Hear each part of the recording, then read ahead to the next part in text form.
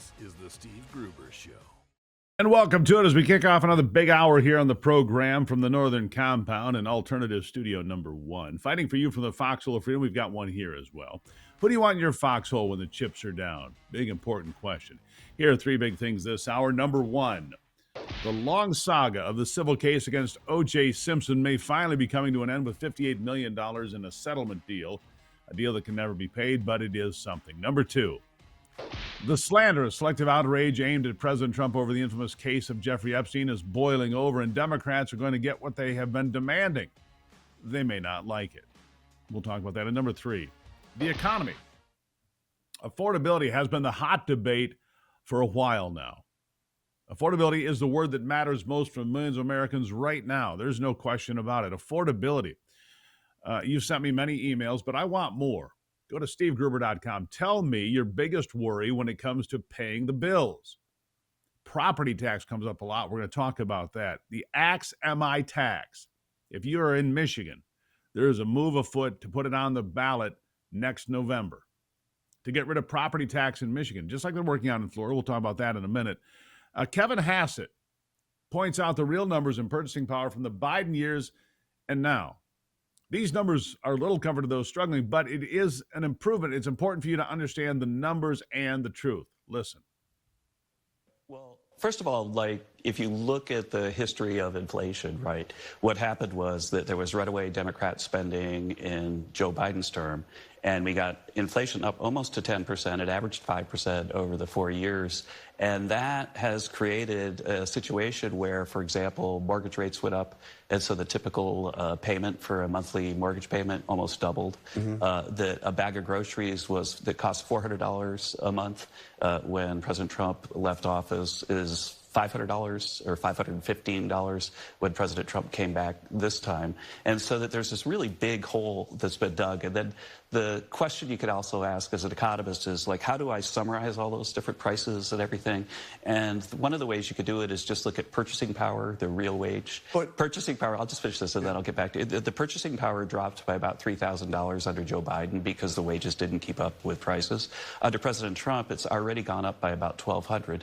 We understand that people still feel the pain of the high prices, but we're closing the gap and filling the gap fast. I don't want to get into Closing the gap. All right, so your purchasing power went down $3,000 under Joe Biden. It's come back part of the way, $1,200 roughly. But again, for people struggling, does that really matter? I mean, it's important to understand the numbers are better and that inflation is down and gas is down. $2.64, what I paid yesterday for regular gas. All right, so that's pretty good. Speaker Mike Johnson says progress is happening, including helping the economy. Here's what he says. But the first 10 months of this administration in this Congress were the most productive of any in the modern era and arguably in all of history. Look at it on the Republican side, President Trump and our party. We did the biggest tax cuts in U.S. history. We're doing massive regulatory reform. We're cutting fraud, waste, and abuse out of government. We closed the border as we promised. We're solving the crime crisis. We have all these great things going in the economy, infused pro-growth policies in our big, beautiful bill. The president has ended 8 wars around the globe. All that in 9 months, 9.5 months. What have the Democrats done in the same time, Maria? They shut the government down. And they pushed ICE officers around, and they spurred on political violence. I mean, there is a big contrast, a wide chasm between the two parties. This is not your Democrat, your father's Democrat Party. They're Marxists now. They're radicals. And they are so disturbed that we are delivering for the people. They had to do anything they could to try to disrupt it. And the shutdown was their plan. It didn't work. It backfired. And I think now their leaders are going to lose their posts. Yeah. Leaders are going to lose their posts. They're going to get primaried. Meanwhile, I want to take you to Florida, where things do seem to be working better than other places, the free state of Florida. Governor Ron DeSantis points out how well Florida does compared to New York and New York City when it comes to their budget and what they're spending and the results thereof. Listen. Our state now has millions of more residents than New York State does, and yet New York State's budget is more than twice the size of the budget of the state of Florida. Their roads aren't better than ours. Their education's not better than ours. Their services aren't better than ours. I certainly wouldn't want to go to the DMV, in New York, especially when Mandami gets in. It's interesting. New York City has 8 million people, And this is even before Mendami takes over the grocery stores. Their budget's bigger than Florida's budget with 23.5 million people. And so we're able to do that at half the cost, and yet major initiatives for infrastructure acceleration, environmental restoration, education, you name it, we've done it. Debt. Take all the debt that Florida's had for 180 years. Just since I've been governor, we've retired half of it on my watch. And we now have the lowest per capita debt of any place in the United States, AAA credit rating, all that. Of course, that's what we have. Yeah. Triple H credit rating, cut the debt back. I mean, this can be done. Oh, and by the way, when it comes to property tax, Governor DeSantis is supporting an end of property tax on homes in Florida, and therefore he supports the Axe MI Tax, axmitax.org. If you haven't signed the petition, you really need to. They're going to be close to the number of petition signatures they have in Michigan.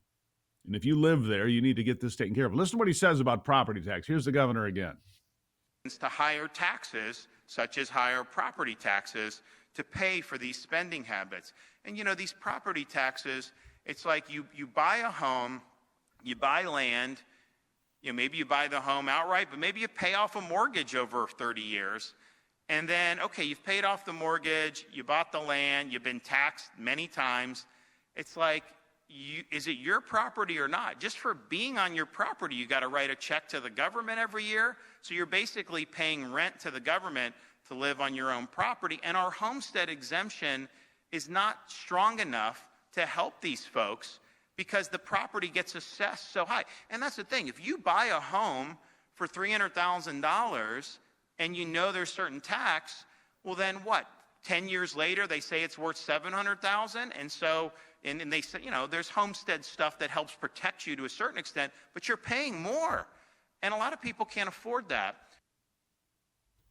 He's exactly right. That's for fighting then property tax in Michigan. Again, go to axmitax.org, axmitax.org.